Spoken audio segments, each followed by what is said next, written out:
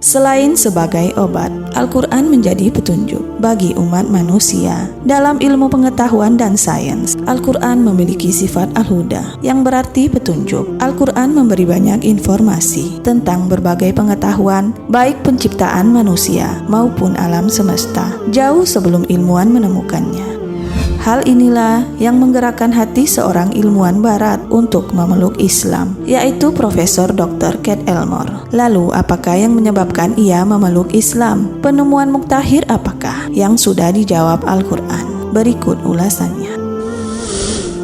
Sudah banyak ilmuwan yang memutuskan menjadi mualaf karena terkagum dengan Al-Quran. Salah satunya Profesor Dr. Kate Elmore, sosok yang tak asing lagi bagi dunia ilmu pengetahuan dan banyak dikagumi karena berbagai penelitiannya. Ia dilahirkan pada tanggal 5 Oktober 1925 di Brantford, Ontario, Kanada.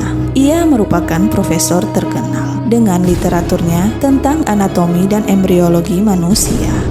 Ia menulis bersama Profesor Arthur F. Delahaye II pada jurnal penelitian yang berjudul Clinically Oriented Anatomy, yang merupakan literatur berbahasa Inggris paling populer dan menjadi buku pegangan kedokteran di seluruh dunia.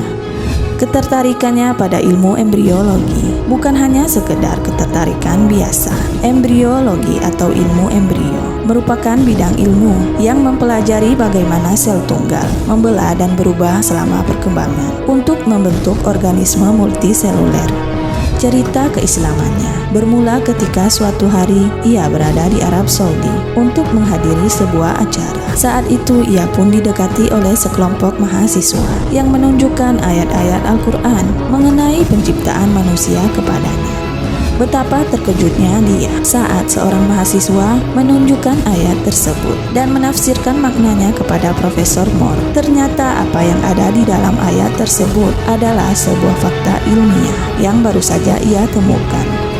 Lalu ia pun berkata, "Ini tidak mungkin, Muhammad pasti menggunakan mikroskop," ujar sang profesor dengan terheran-heran. Lalu salah seorang mahasiswa itu pun berkata, "Prof, bukankah pada abad ke-7 Masehi mikroskop belum ditemukan?" Lalu sang profesor pun menjawab, "Ya, saya tahu, saya hanya bercanda. Namun bagaimana mungkin Muhammad dapat mengarang ayat ini dengan akurat? Ayat ini pasti bukan Muhammad yang mengarangnya." Sang profesor sepertinya masih sangat sulit untuk mempercayai hal tersebut.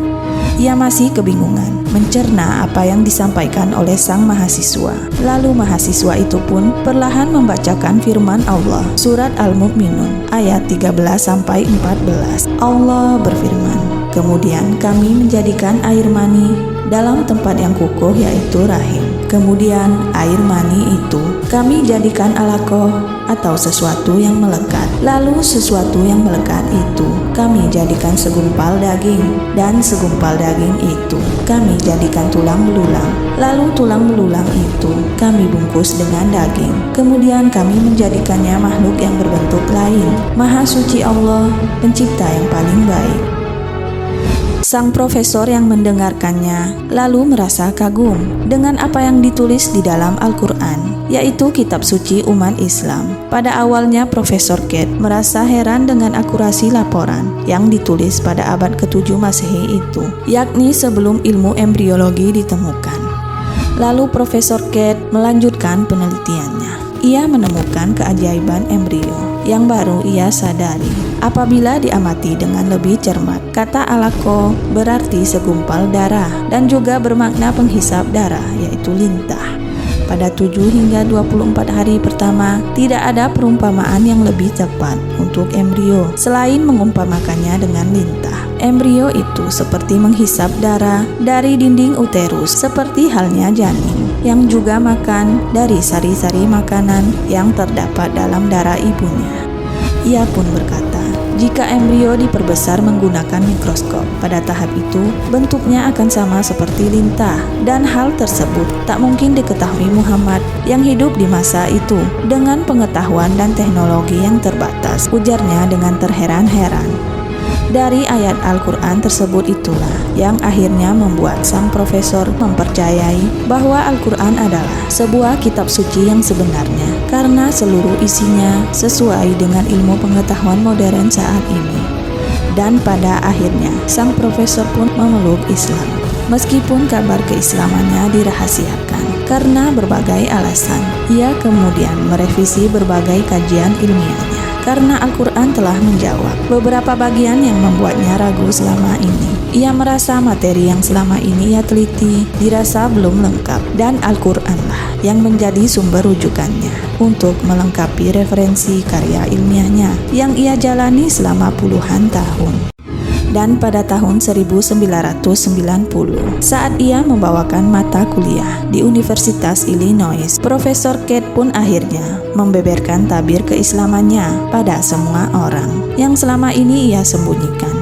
Ia pun menceritakan bagaimana keluarganya dulu mendidiknya secara Kristen, namun sang ayah selalu menekankan untuk menghargai semua agama. Sejak kecil ia sudah terbiasa dididik oleh sang ayah bahwa apapun agama yang kita pegang, yang paling utama adalah menjalankan amalan-amalan tersebut. Ia juga mempercayai bahwa Nabi Muhammad adalah sosok yang hadir untuk menyampaikan kebenaran pada seluruh umat manusia, sebagaimana Yesus yang juga membawa misi yang sama.